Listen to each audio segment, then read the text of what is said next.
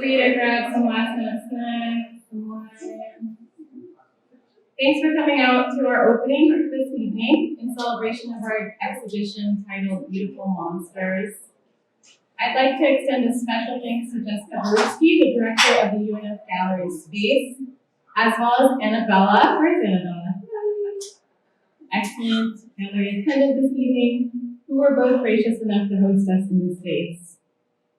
The word hybrid comes from the Latin term hybrida, meaning mongrel, or the offspring of a tame sow and a wild boar. Relatedly, some of the most exciting artistic creations in the 21st century involve experimental work that crosses definitional boundaries and explores multiple literary genres in poetry.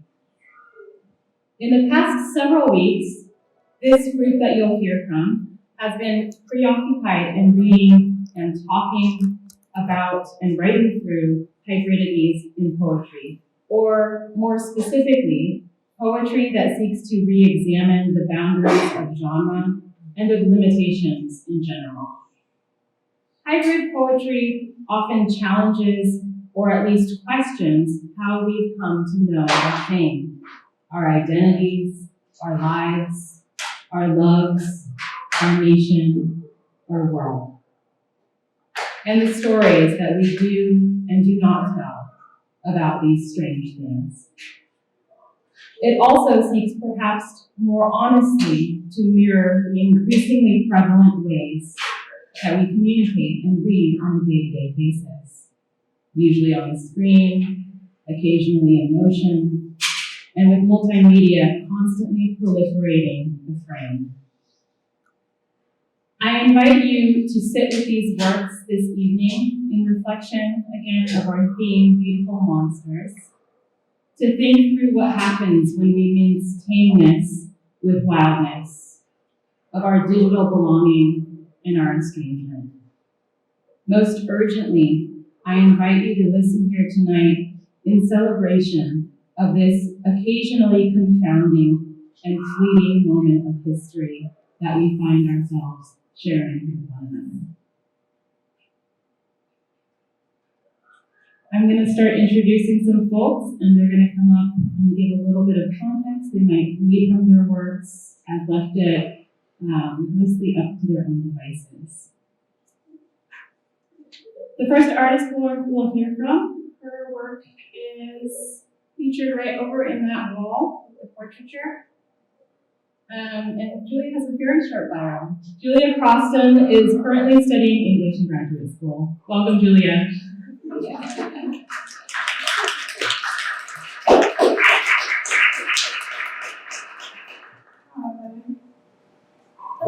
Like Dr. Stark said, my stuff is over there. The 3 portraits and the 2 lyrical essays. I'm really into writing lyrical essays, or have been recently, because before this class I haven't really experienced hybrid poetry, or just poetry in general.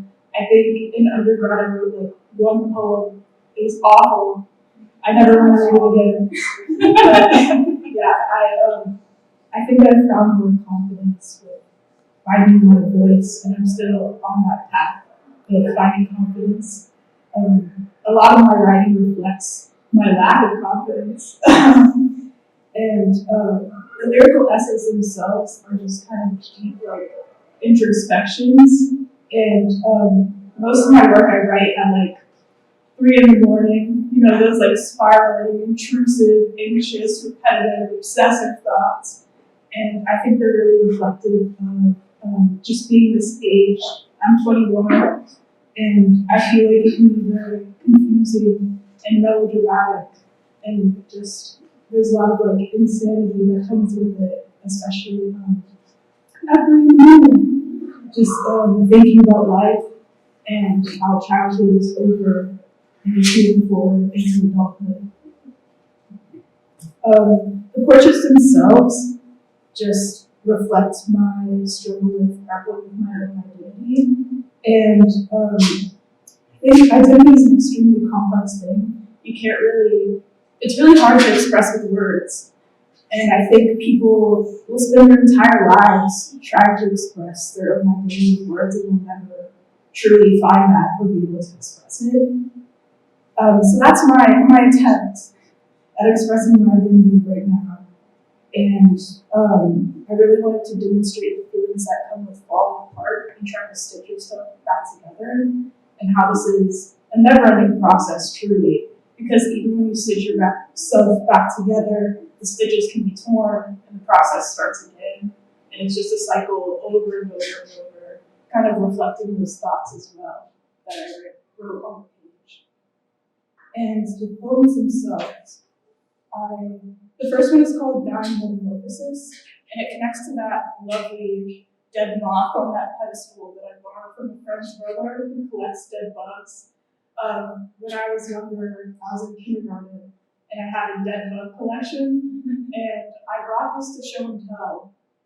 I don't know why.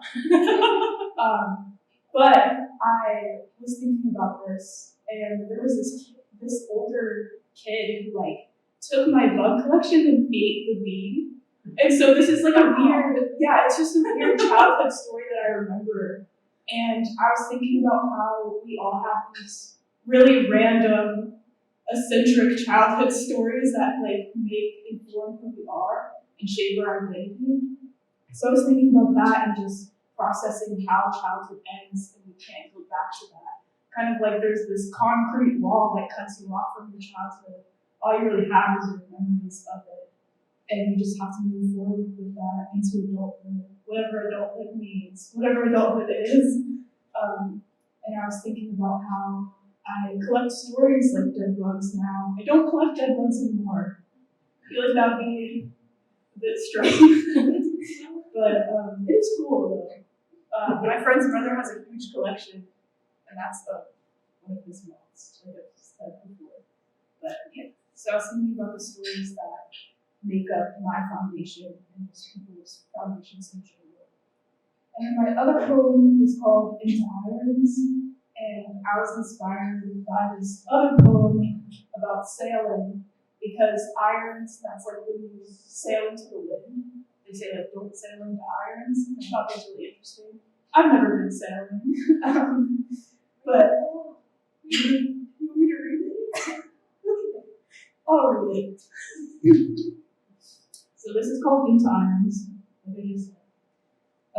There is nothing more beautiful than a sailboat on the water until it is swallowed by the swells and splintered. I heard a poem where the speaker took sailing lessons and learned to never sail into irons, the nautical term for the wind. Naturally, the sailing became a metaphor for her poetic mind and the connection she can make between her life, humanity, and nature. I do not know how to feel the wind on the ocean and make it mean something. I've never been on a sailboat, and I certainly would make an awful sailor. I do not know how to be the captain of my own ship, because like the poet at her lesson, I do not trust myself. Not to put my problems on display, like you're in the curated museum in my mind, but I'm quite the curator. Instead, I watch a sailboat from the bridge, glimpsing quickly between the water and the road. Why does the driver always have to sacrifice the view? A sailor gets to watch the waves, but I'm stuck at the harsh pavement and dusty minivans. I'm stuck with the conventional way to travel through life. Still glancing at the boat, I think about the word vivisection, but I'm not entirely sure why. Maybe I want to see the sailboat suffer. I want to see it sink. I want to see it break into 1,000 pieces. Intrusion. Why does the human mind do this? Humans could never remove their eyes from disaster. We are all slow-paced disasters waiting for the implosion. Sailboats are people, or are people the waves. The sailboat was how things were supposed to be. But here there's no water free from turmoil anymore. There's no clear course to follow. There's nothing I can anchor myself to. Directionless and wounded and adrift, spiraling and sinking and alone. The days of kindergarten are over.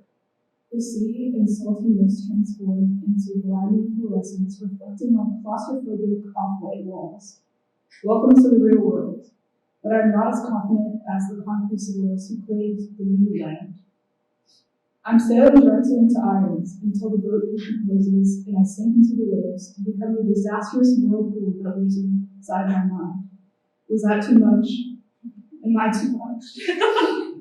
Then I become a monster, and I don't know how to pronounce this, but it's from Greek myth. I'll try my best. That part's not in the Charles? Okay. That perpetually haunts the water. She helped the heroes only to be left behind. Now transformed into a monster seeking vengeance, the sailors whisper the rumors, which only increases her infuriation. Is this tragic and melodramatic enough to catch your attention? Or I will become like Circe, forced into exile and antagonistic to men. If they are rude, I will turn them into what they truly are. But nothing I do is close to magic, and I can never be as ruthless. Or could I? My exile might be warranted. Is isolation ever warranted? Instead, I am shipwrecked. No one put me here except my own carelessness of sailing directly into the wind.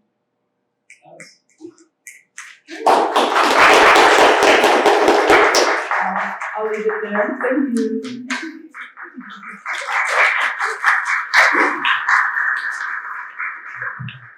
Thank you, Julia. Okay, our next artist, Eric has a piece right in the back there. Come on up, Eric. Heriberto Cruz is a Puerto Rican artist that lives in Jacksonville, Florida. He graduated magna cum laude with a Bachelor's of Arts in English and a minor in photography from the University of North Florida. Additionally, he's pursuing a master's degree in English with a concentration on rhetoric and composition. He also likes getting caught in the rain, the field, the ocean, taste of champagne.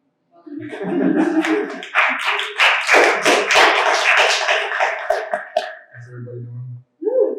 Heriberto Cruz, I go by Eric. So I had no idea where I wanted to go with this piece that I created. I did a live stream, I live stream on YouTube, gaming, and I did a live stream on YouTube, me kind of doing the piece.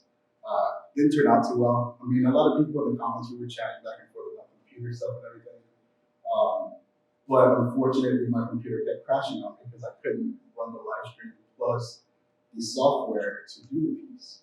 So I kept crashing it, and then that turned into this whole conversation of talking about computer parts during the live stream. But I really had no idea where I wanted to go. People that came into the live stream had no idea that I was going to be doing this. They expected me to be gaming. And they were asking questions why I was doing this. And again, I was telling them the whole time, I have no clue. I have no clue. I could do it for a class project. I'm going to do it for a class project, that's all it is. 100 people stuck around for the 4 hours of the live stream until my computer finally 100% crashed. And that's when the live stream went dead. But anyway, so I had no idea when I started this. I was really unsure. I had a script and kind of try to stick to it because if not, I'll go outside. But the whole idea kind of came from this book that kind of sparked my interest in the book right here. And I remember reading a novel that sparked my interest, the idea of a woman being scolded and ostracized by an action that was not permitted within the community. An act that brought her loyalty into question. However, she wore her punishment in her garment as a sign of who she was and what she had done. Although her symbol was a representation of being disloyal, she kept her secret hidden and was committed to her sin.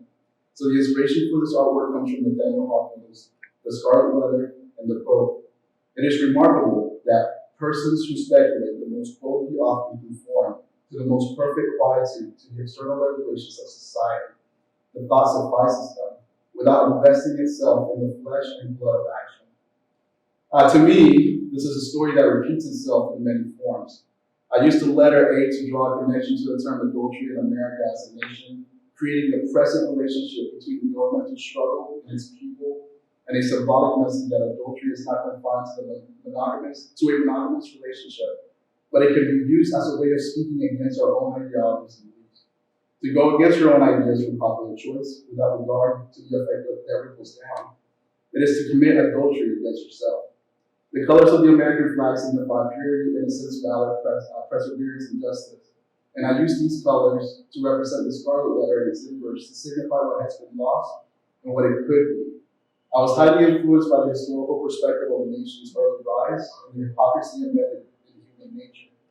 Therefore, I started the digital art piece by referencing the branded letter and the preamble of the United States Constitution to convey the vigor of a unified majority.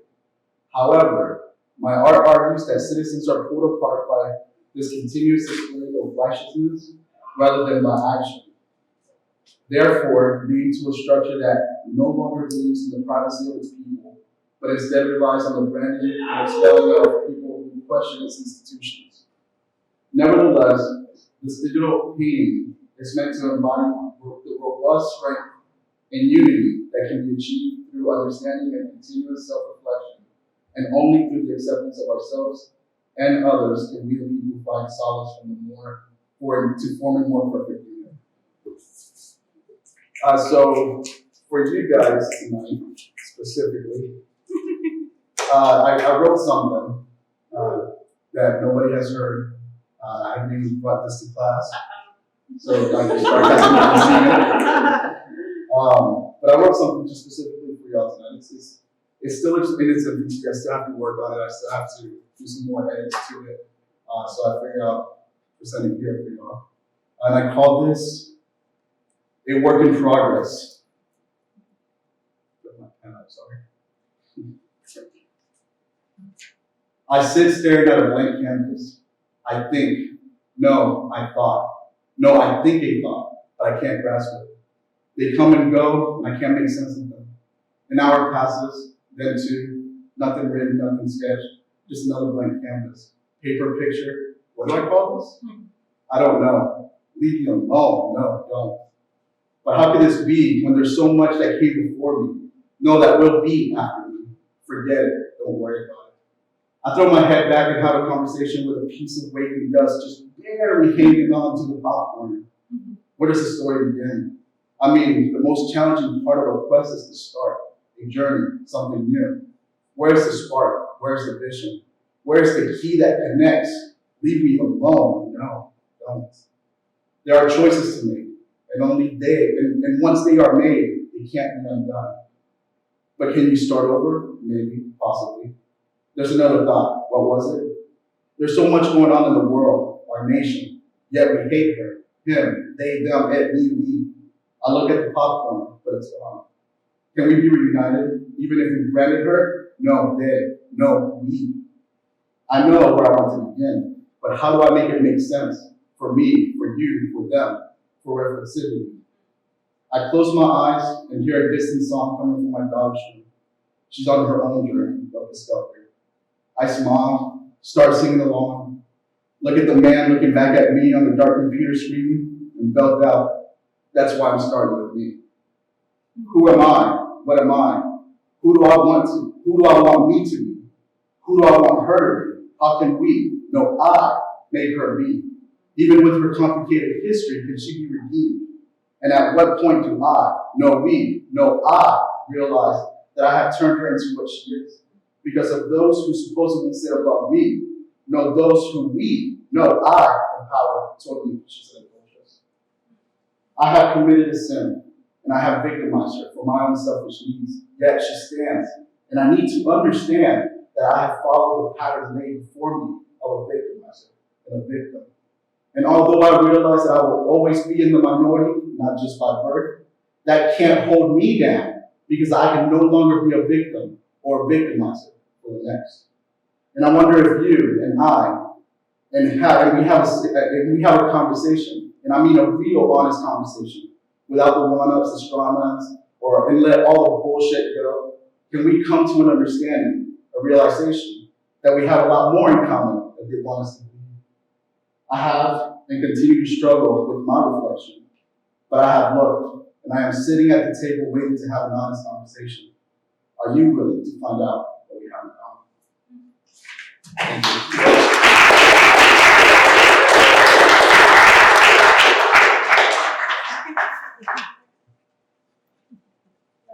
Thank you. If you're curious as well, there's some copies of the artist statements in the back there as a cover like this. Feel free to pick one up as you're perusing the works, but we're going to move right along here. Sarah Ann Hargrove. Sarah Ann lives in Jacksonville, Florida. She earned her BA in English with a minor in creative writing. and photography from the University of North Florida. She's currently finishing her MA in English. You're graduating soon, right? The end of this term? Yes. Congratulations, preemptively. She's the managing editor for the Talent Review and won first prize in prose in the 2022 Jacks by Jacks Literary Arts Festival Student Showcase. Yes! She works for the Jacksonville Public Library. Welcome. Hello everyone. My series is right behind me. In this series, I wanted to explore themes of identity, inheritance, and genealogy. It is about understanding my upbringing and who I'm related to, while also speculating my past, present, future, and dream lives. The top images and the poems in them focus on parental figures in my life, and then the bottom half focus on possibilities. Questions like, who could I be outside of this life, either in a past or future life? Who am I in my dreams? Who could I have been if things turned out differently? In previous work, I would find vintage photographs from the antique store, 5 Points Vintage in Riverside, and write fictional stories about them. With this series, I take that same exercise, but I let the photos narrate my own stories. My process involves scanning these vintage photographs and digitally removing their faces. Now, with no face, this person could be anyone. The act of removing the faces gives a feeling and mood to these stories while also examining my own identity. The faceless body becomes a mirror, inviting myself and others to explore and question who we are. When I began editing the photos for this project, I didn't have context in mind. I just knew that visually I wanted faceless people. I had originally planned on writing about the people in the photographs, speculating who they are or who they were. But when I did remove their faces, I realized I could write about anything. So when I began writing, I started to think about myself and question who I am. My mother used to always say that I was an old soul, and I began to think about what that could actually mean. So the first poem I'll be reading was the first one I wrote with this idea in mind. I wanted to reflect on the idea that there could be alternate versions of myself. And in this poem I'm going to read, it's about my dream self. So it's called Becoming Her. She wears my face, but is not me. In sleep, I become her. We are one single body, moving through the universe. We live in an apartment on Mars. We sit in cafes, listen to folk music. I hear us talking to someone, a combination of a coworker, classmate, childhood friend. She fades and I fade with her, grasping onto any meaning this might have. I know I used to be her, or I will become her in some future. She glows. Okay. The second piece I'll be reading is the last one I wrote for the series. In this poem, I decided to reflect on my own life and my own decisions. I feel like I'm constantly asking myself, what if? What if I went down a different path? What if I went another way? So this poem is called What If? Walking around right now, there's another version of me. She glides in and out of my consciousness, thriving on my saddest moments, letting me know that I could have been better. She speaks the language of my past dreams, reminders of everything I didn't become. And on the days when I'm content with who I am and what I'm doing, she hides in my car and in my shower, waiting for me to clear my mind. Alright, and then the last poem I'm going to read was the result of a prompt Dr. Stark had given. It was to look at myself in the mirror for 30 minutes and write down my experience. Going into it, I began with criticism like I had expected about the first 5 or 10 minutes. But as I kept going, it led to an analysis on my inheritance from my parents, and made me think about memories I have because of them. Which led to my second part of my series, which is all about my upbringing and what I'm related to. So this is called Inheritance.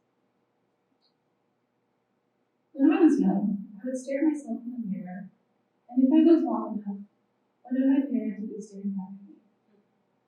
I always wanted to be my mom. It was often my dad. In the mirror now, I see my mother with my father's nose. It's still always the nose that connects me to him. My ex used to tell me I had a hawk nose. My womanly face, remnants of a man, now puffed at by a man.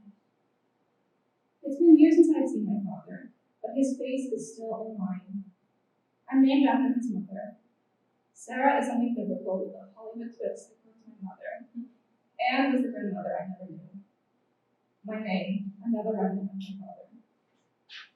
The tiny bumps under my eyes and the way my face falls into this oval square shape give me gray hair and Heinz coffee. I look for my mom. I beg to see some photos of her. I see some, but not now, and old photographs of her in high school. The version of her I don't know. My face, the transplant from the 80s, pasted onto my head like a mask to define generations. There are pieces of my face that don't remind me of my parents. My lips, the shape of birds drawn in the background of a landscape paintings, and freckles. A boy in school once told me that the freckles on my left cheek formed a diamond shape. Faded now, a triangle. The center of my face still draws me back from all that. Turning my head, it moves me towards the face I used to. The face I had always thought was mine. But in removing each element inherited from him, I am nothing but a blur. Thank you.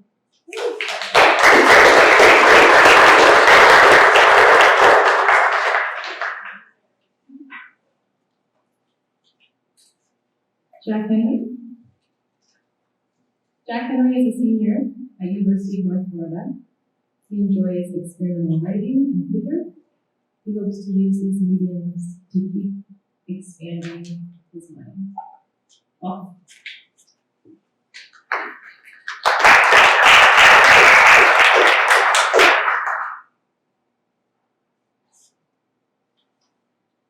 Hello, everyone. My name is Jack Henry. That's first name Jack, last name Henry. Some people get confused about that. My poem is on the wall right there. It's titled Hybrid Poem Number 1. And the story behind that is interesting. Although, to understand it, we have to go back a little ways. One of the most important pieces of writing advice that I think I've ever received, I'm not even sure where it came from, was you're not done when you have nothing else to put in. You're done when you have nothing else to take out. I did some research on that this past week because I didn't know where it came from. Apparently, it's a piece of advice typically reserved for engineering. So that's interesting. But this first poem was sort of part of the reason I got involved in this class to begin with is I tend to overwrite things. I tend to go on forever, and I thought taking this class and writing poetry would maybe force me to narrow my scope a little bit. And so the conception of this poem was one question, and that was, what was the first piece of hybrid art, really? Now, of course, that involves a lot of questions I can't answer right now.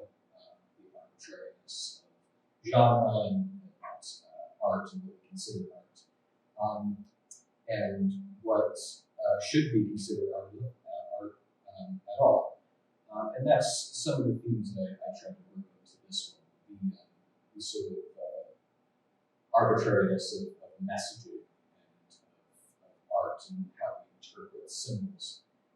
So it has a strong visual component, but I'll read it out loud now. The very first hybrid poem was written by a distant relative of someone you know. It was printed on the walls of their cave. I'm not sure what they were trying to say. I mean, I can surmise what they meant literally. For instance, in this painting, it seems to indicate that this group of people went on a hunting expedition. But what exactly does that say to us? Was the mission successful? Was this painting in celebration? Perhaps a historian can make an approximation of why this was painted, but we'll never know what precisely went through their heads while making it. I know that when I make art, it isn't purely to celebrate successes. Sometimes it's to celebrate failure or not to celebrate at all. Could this hybrid poem have been instruction? Could it have been opportunities for others? Could it have been an opportunity for others to learn from their mistakes? Their mistakes? I look around my room. I spot my red plaid shirt hanging on my closet door. I see my house exploded, wood and metal shrapnel shooting everywhere, destroying everything. The red shirt is undamaged. The floorboards are torn up, the cement base is obliterated, but the red shirt is still there. It's all that's left. When people come to investigate, they find that shirt. It is first confiscated as a potential evidence, but once people realize it was just a gas explosion, the red shirt is given back to my relatives. The shirt is present at my funeral, as it is the only thing my family could find of me. By sheer miraculous coincidence, there's another gas leak at the funeral. Boom. When the firefighters arrive, all they find is my red shirt, my coffin, and everything else is destroyed. I hung that red shirt on my closet door because I liked how it looked. I had just lost a friend. It was one of the first things I bought after that happened. And so it hangs there, a testament to my life and my failure on my coffin. The firefighters stare at it, they have a dialogue amongst themselves. Why is it here? Why was it the only thing to make it? Or was it painted to represent failure? There have been cultures that have prioritized remembering failure over successes. Who's to say that the humans who made this were trying to warn others of a pack of killer deer that almost wiped them out? They have no idea what happened. There's one thing in this world I can't stand, it's we simply don't. So that was the first poem I wanted to read. The second one is a poem called Absence. This also had a relatively simple concept. We were doing something in class where we replaced a word in a common cliche, and it just sort of grew out of that.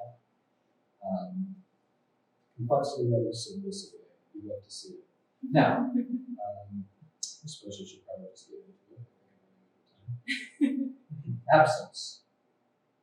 Absence makes the heart grow longer.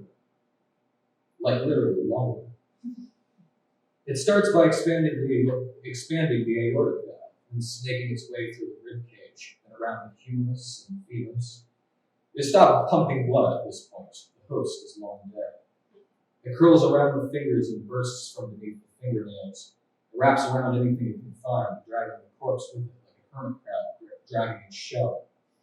It grows larger still, now no longer resembling a heart. It looks more like tentacles, muscular, slightly translucent tentacles dragging themselves up the side of the building. People look on in horror. It isn't fun to watch. When King Kong climbed the building, it was exciting, a grand spectacle. Not this. This was disturbing, messed up. A person's body was being dragged along by its own organs. What was happening? It reaches the top of the building. Like many great stuntmen, it must rest after it accomplished its incredible feat. It lies there, still growing. It doesn't know why. Until now, it had no reason to think of why. Where was all this extra blood coming from? It hears police sirens coming from below. The eyes had fallen out of their sockets long ago.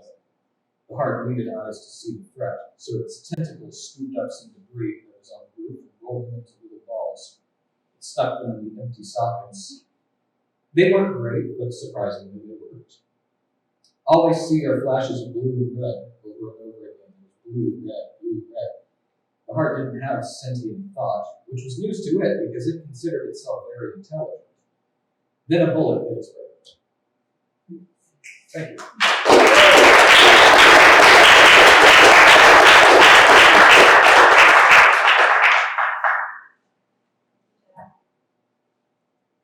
And Jack started a statement, he had this lovely line. That's what I write about, the deep, almost inexplicable way in which we as people are affected by the tangible things around us. That really struck me. All right, Bill, where are you at? A few more quotes to get through. If you just move your eye towards that corner of the room, all of that work is Bill's. Bill King published his first book in 2005 under the name Bill Eckert, hoping an uncommon name would stand out on his bookshelves. He continues to write books as Bill Eckert.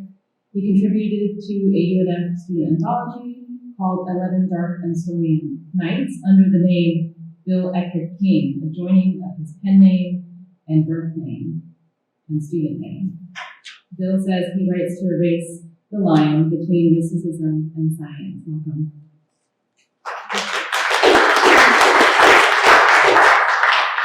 Thank you. Oh. Yeah, I wanted to read a poem, and before I do, I'm gonna just talk about it real briefly. When I write a poem, or when somebody writes a poem, obviously when there's certain references that are common, like a fire engine or something, pretty much everybody knows what you're talking about. And then in some poems, some people may refer to some more arcane stuff that not everybody knows. And that's okay, because usually when you use obscure references, some people will recognize one thing and other people will notice something else. But what interests me is that even if when the people don't recognize the reference, do my words convey some essence or impression to the reader? And it doesn't even have to be what I mean. They bring their own mind to it, and it means whatever it means to them. And then still another possibility is that I did mean it in my subconscious mind and I don't even know it. So they could have found, there's all kinds of things that they might say. Now, I always say that I write to erase the line between mysticism and science. And I'm going to give an example of what that means in this point. Okay, the Johnson Smith, I'm going to read some of this. The Johnson Smith Company started in 1914. They had several catalogs over the years, but the one that really got my attention in the early 60s when I was a kid was this novelty catalog. And this catalog, you could buy hand buzzers, whoopee cushions, all kinds of toys and games, and but I always gravitated toward the esoteric, the secrets, and the paranormal. I just love that stuff, and I would read this book, these things on Freemasonry, the Rosicrucian mysteries, voodoo, the Ouija board, automatic writing, and this fascinated me, even though I knew deep down these treasures of occult knowledge were not really as profound as they seemed, but I was okay with that too, because as a writer, I liked how they wrote about the stuff in the catalog.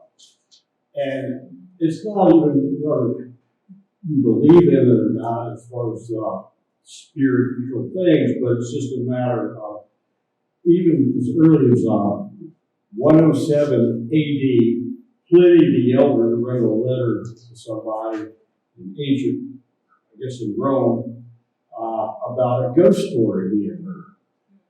And then in the late 1800s and early 1900s, we saw an increased interest in automatic writing, seances, and so forth. And the modern Ouija board, as we know it, was introduced in 1890. And so the first line of my poem is like saying, during that time when all the stuff got real popular in the late 1800s, people like William Butler Yeats' wife was into it. So you might say spiritualism was all the rage. And so, or all the talk of the town, so to speak. So that my first line of my poem says, automatic writing is the talk of all something. But I'll get back to that. Automatic writing is just a thing where people would say, okay, I'm going to get a pen and a piece of paper, I was just start writing and do this. Spirits tell me, or maybe it's all subconscious mind is telling me, or maybe I'm just making up stuff to fool you. I don't know. And, you know, and then automatic writing, you see the pledge over there, it looks kind of like a heart-shaped thing. That's set on a Ouija board. Now, it started out as automatic writing because they have a pencil or a pen, they stick it in there, they put their finger on it, it was supposed to move around and this thing would write. Okay, then this guy changed it and took the pencil out and put a round window in it. So you lay it on the Ouija board and it moves around, supposedly. What else? Quick before I get way off the I wanted to point out that also the first line of the poem says, words choose letters, which is a reversal of logic, because how could there already be a word if that word is choosing its own letters? So it's like as if instead of the writers choosing these letters, the word, something from outside, you know, whatever it is, this word is choosing these letters as I'm writing. Okay, so I don't know if you all know what a Ouija board is, but it's a thing that they supposedly you ask it a question and it tells you the answer. And my parents and my parents let my brother and I get a Ouija board, and we used to frighten ourselves.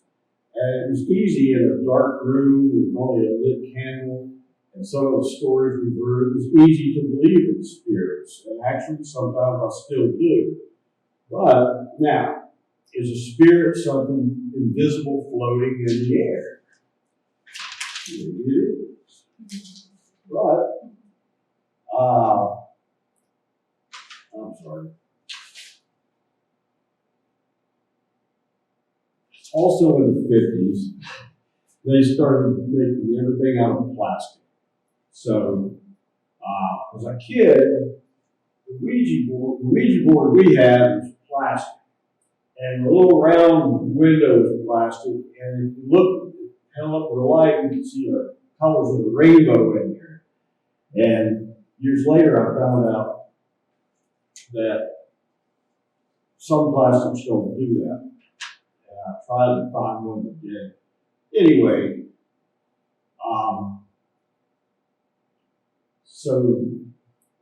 okay. I'm sorry.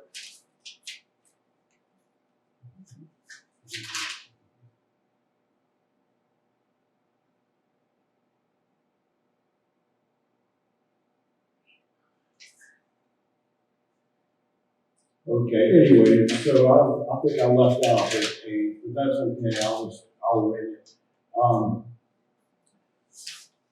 When we were kids growing up, we had all these toys made out of plastic. We would set these Army men on fire, and it was this horrible smoke would go up, and my mother would get mad at us because he got on the furniture, so we had to start doing it outside after that. And okay, when we were kids and we were playing with this, what was scaring us was the idea that invisible spirits might be there. What was actually there was plastic molecules, because plastic is made from oil and it's made from long chain polymers. So this little plastic toy we had, in a way, it was more of, it's like a spirit in the fact that there's all these molecules, but you can't see them, but they come from plastic. And actually, just recently, they discovered for the first time minute plastic particles in human blood. Very tiny, but it's in there. So while we were growing up scared of the Ouija board, actually she was scared of what it was made out of. I said all that to read this board. It's called Automatic Writing. Words choose letters, and automatic writing is the talk of all the mystery of ink and vocal. Letters choose lines and curves in the presence of soot smudged statues on the little plastic window essence, only with the long change of aromatic answers, 8-ball atoms with a rainbow spectrum.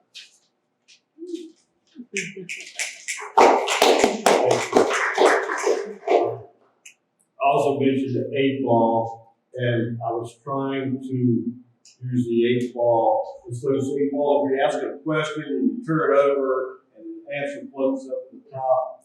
And so I was trying to use that to represent the atoms, like the power of splitting the atom. Because when they said that saw a nuclear explosion, one guy described it as a white light changing into yellow and then into orange. And another person described it as yellow, then red, then beautiful purple. And so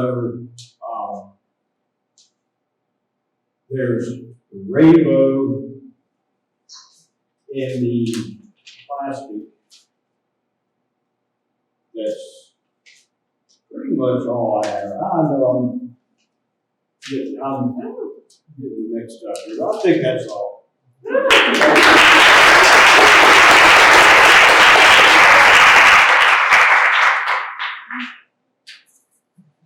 Thanks, Bill.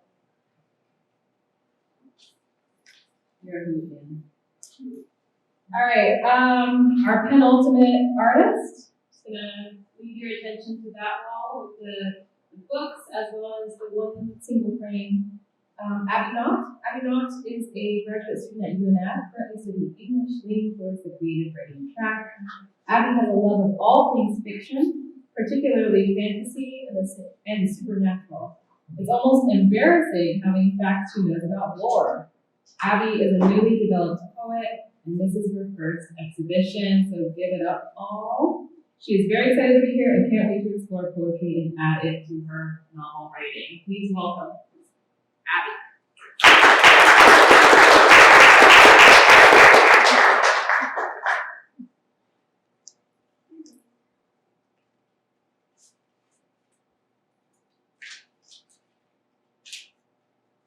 Very professional.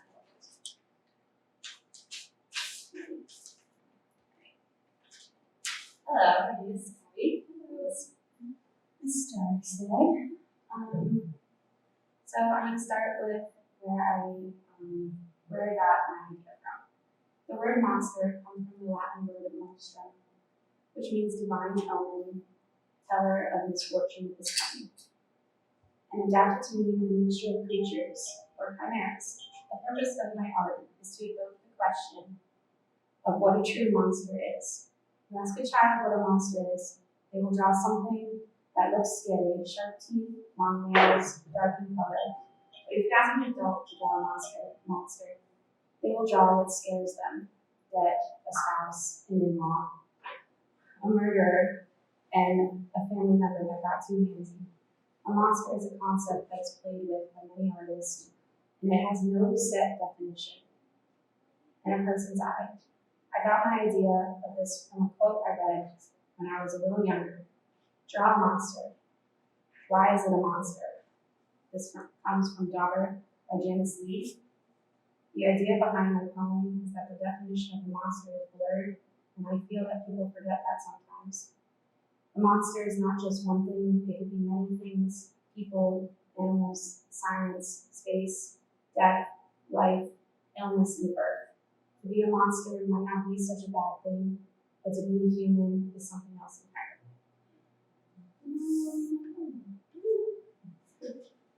Poem's title is What Makes a Monster. Is it claws and fangs? So a bear, a wolf, a rat. Or is it the ability to hide in plain sight? The person high in society is the reason girls are crying in the dark. Is the untold truth of the world the true monster? God made things that have the ability to be monstrous. Truth. Fathers don't always protect their daughters. Truth. Mothers sometimes shouldn't be mothers. Truth. First loves don't know the word no. Truth. Children aren't wholly innocent. What makes a monster? Is it what they did or didn't do? A killing. monstrous or mercy? The mother or the child, which do you save? One life versus 1,000. What makes a monster? A monster is the impulses we have, the emotions that plague us, the thoughts that corrupt us, and the free will that haunts us. Being human makes a monster the ability to choose to make the conscious decision to hurt, to kill, not from instinct, not for food, but for sport, for glory. A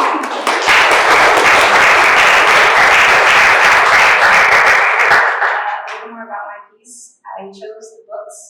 There's Dracula, Frankenstein, Beowulf, and Dr. Jekyll. Mr. Jekyll and Dr. Hyde. And they are prevalent people and monsters in narrative writing, and I feel like people misunderstand. Dracula only wanted love, really. Frankenstein wanted to be, Frankenstein's monster wanted to be understood.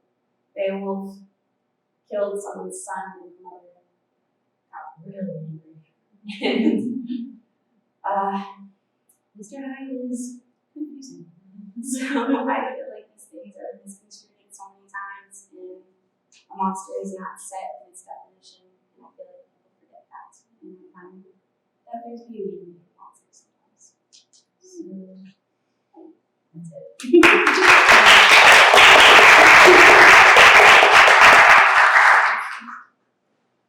Okay. Last but not least, Joshua, where are you at? Hey. Joshua also has a very short bio. Joshua is a student currently pursuing a master's degree in English at the University of North Florida. We'll say Joshua, is the ultimate artist and pressing up and beyond the deadline that it's given. But really pulled it off. So welcome, Joshua.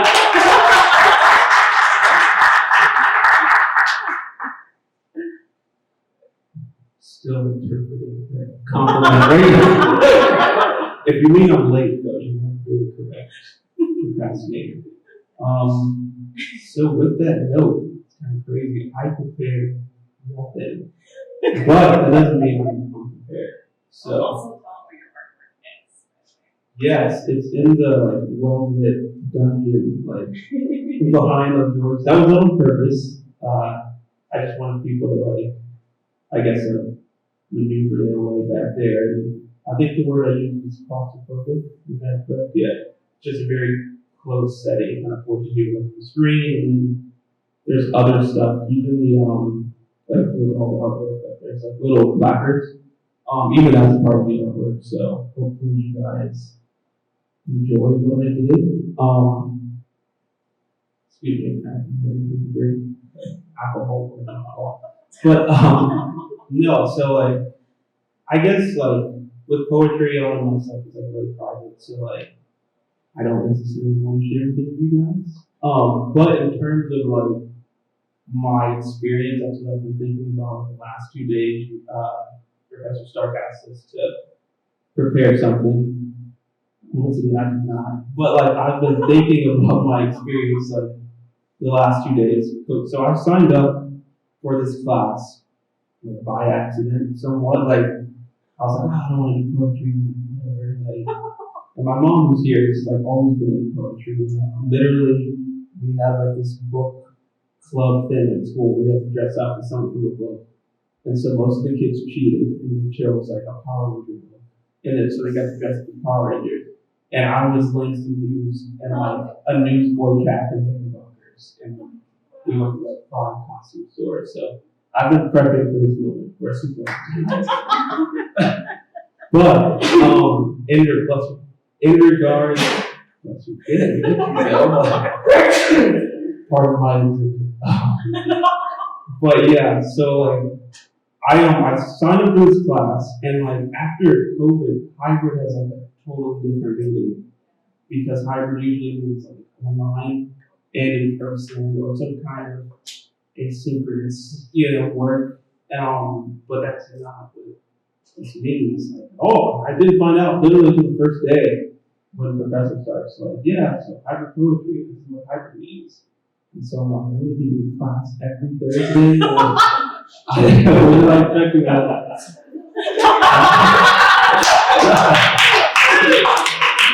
No, but like, in all seriousness, she explained it, and just reading poetry is fun because like it's fun to read. Honestly, I think everyone here agrees. I usually work in libraries. I'm the writing student in Alshon, and then like prior to once again, my mom like just always threw me at the library as a kid. So like reading is like really important. And so just getting to read the different poems and realizing they're not super poem how I thought of it, you know? I thought it was like roses are red, clouds are blue type thing. But then like the stuff we have to read is super interesting. There's just so many different forms. And so my stuff is visual. Completely actually. Like some of it is like videos and stuff. But then like the other side, pictures. And I just wanted to play around with themes of like obstruction. So if you look at the placard, like I did my own thing there last minute as well. Like I literally went scrambling for a marker the day of. But yeah, so like back to my thing. Yeah. Oh yeah, so I developed something. So like I made the product. I was the first person I think to say what I wanted to do. But then the last person. That's ridiculous. Yeah. And then like, so I've been thinking about this like several weeks. I scrapped it. I was gonna do like this surrealist thing, and then I was like, I can't do that again. Came back, and then I developed the short film that you did not see there on Saturday, and I wasn't satisfied with it. So like in my head, I had to build it like all up. And then Monday morning, which I'm sure you're fun, that day. But like it's all been like in my head the whole time. So like the poem was building, it just manifested on the screen later. But yeah, it's about video games. It's Beautiful Monsters. It's such a weird title. I didn't want to say it, but I was like, that's so cliche. And I was like, you're the most poety person out of all of us. And I have a ton of respect for you. I think all of us do. Like you're very qualified. Like you put Deadpool in society to shame. Mona Lisa Smile, like all of those movies. But like I was like, no, it's a cliche beautiful monster. Like that doesn't even exist. Like that's why monsters are not beautiful. Right? But then I started thinking about it. And I was like, I think it does exist. It's just like very in depth, which is why you're the Jedi. I'm just the Padawan, like learning. And so I looked at it and I thought about it for a while. And my first thing was just like video games cause violence. Because like I'm not super political dude, but like kind of like anti-gun, all that stuff. And yeah, so I was just gonna go super on that, and it was one of our classmates, Eric, that like challenged the idea and made me not so much switch from my personal stance, but it was like how can you expand that to show the complexity of video games because they're hard. And so when you see what I did and you look at pictures and you look at the headlines and everything, it'll kind of show you just how complicated gaming is, how complicated our experience is. And when something gets big, it's almost like it's inevitable that it's going to become a monster. It's no longer containable, right? Games can no longer be contained, right? People scream and try to censor what people say in chats and everything. Someone's always getting suspended or banned from whatever platform. So that's pretty much it. I really want you guys to just look at my stuff and hopefully come up with some opinions or think about it on the car right home. That's it.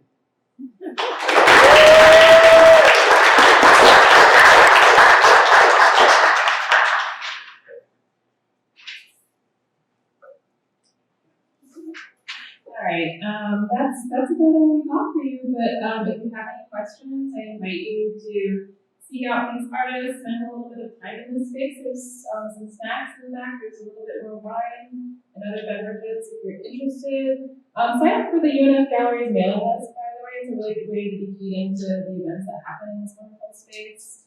But just thank you for coming out, and one more round of applause for all these wonderful artists.